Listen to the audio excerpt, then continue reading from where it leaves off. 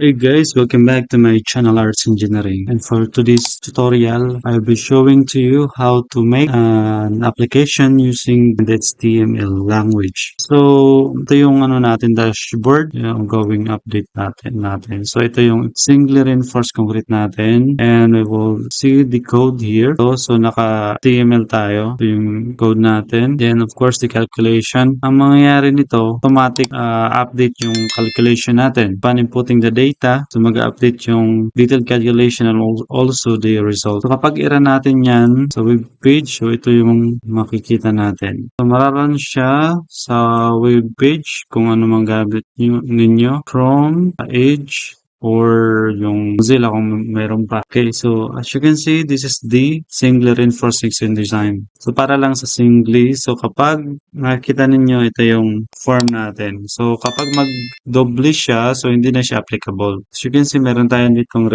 diagram, then material properties, section properties, applied moment, and of course the bars and the calculation. Pag-determine kung singly or reinforced or doubly reinforced. Then of course the calculation of the reinforced steel area. Then makuha na natin yung estimated quantity of the rebar. So, kapag mag-input tayo dito ng data, at mapapansin ninyo automatically, mag-update yung calculation natin automatically. So, sinit ko na siya na no need na mag-calculate. So, magka-calculate na siya pusa. Mababa, dapat di siya tumaas.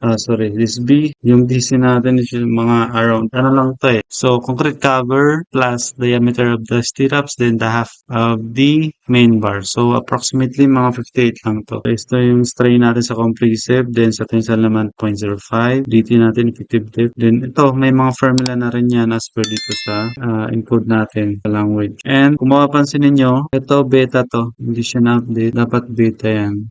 Search natin to. Beta lang to.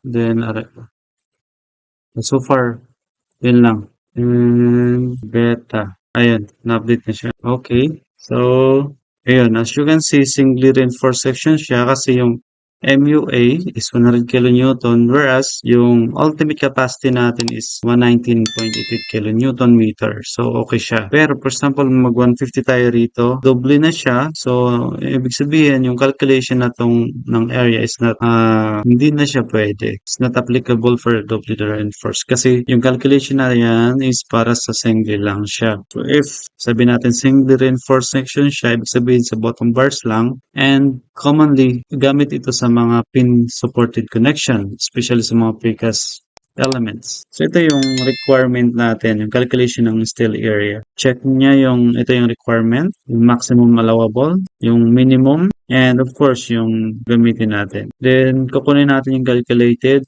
estimated quantity of the rebar. Yun. So, meron na tayong design na. So, yun. So, i-save ko na lang to. Then, this is free para sa mga members natin from level 2 and app. Yun lang guys. Thank you for watching and don't forget to subscribe, like, and share to my YouTube channel. Thank you and God bless.